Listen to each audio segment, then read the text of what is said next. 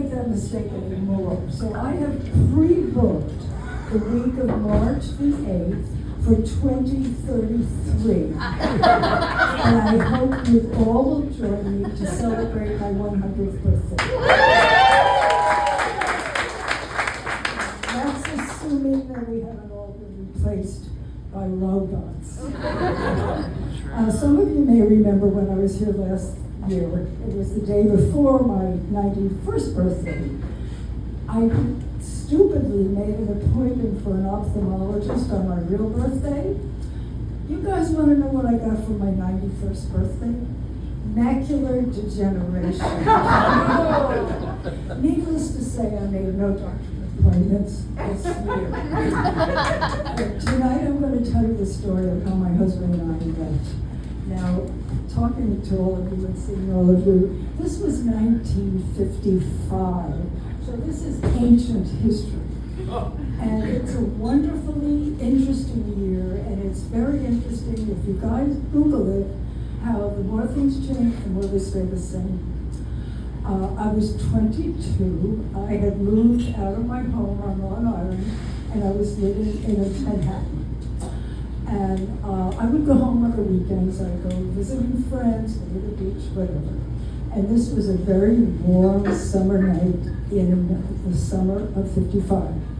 And I'd been outside visiting, and I came home, and I was getting ready to go to my apartment. And I was really thirsty because it was hot, and it was late. And I knew I had nothing in my refrigerator. I was pretty bad like that. So but there was a soda fountain right around the corner from where I lived, and it was owned by two brothers, and they became friends. And remember, the year is 55, so it's very different from today. And they were very worried about me living in Manhattan all by myself. So I thought, I'll stop there and I'll get an ice cream soda. And of course, I go up, they're closed, it's after midnight. Oh, damn.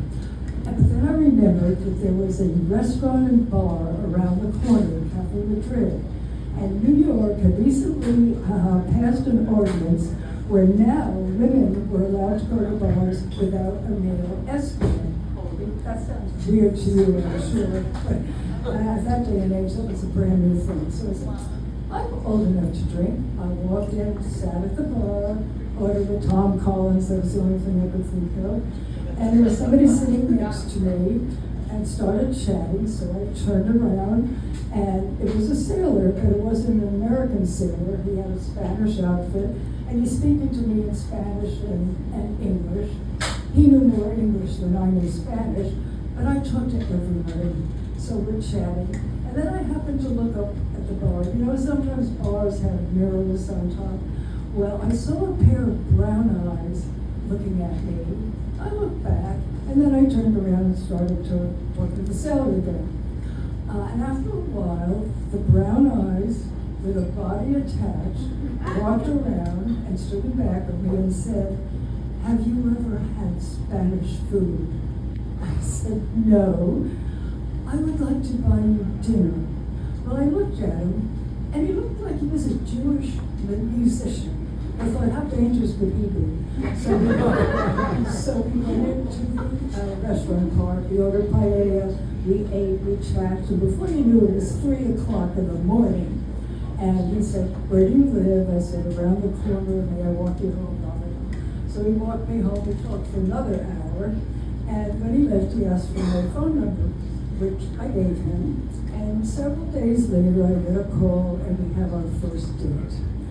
And we sort of clicked, and it looked like at one time we were getting really serious. So he looked at me and he said, "Rhana, I've got to tell you something." I thought, oh, it's just like Paul Harvey. I get the rest of the story. I'm like, God, I hope it's not that he's married. And so he looked at me and he said, "You remember when we met?" I said, yes, I remember. Well, the bartender thought that I was a detective. I thought, that's funny. I thought you were a Jewish musician. The bartender thinks you're a detective. And actually, what he really was an Italian diamond setter. But who the hell would ever think of that? So he says, all right, I'm going to tell you the story. The bartender thought I was a detective, and he looked at me, meaning one husband, and he said, get her out of here. She is not one of my girls. It was a pickup bar for all of the ships that came in at that part of Manhattan. I was deflated because I thought, oh, it wasn't that I was so attractive that he came over. He just got a assignment, he had to rescue me. And we were married for 56 years, and I have to say, because we were different, we were really, really different from each other, and humor is really what helped us over a lot of the bumps. Let me leave you with these couple of minutes. Laughter really is the best medicine, and try to perform random acts of kindness every day. Be well, and maybe we'll see each other next year.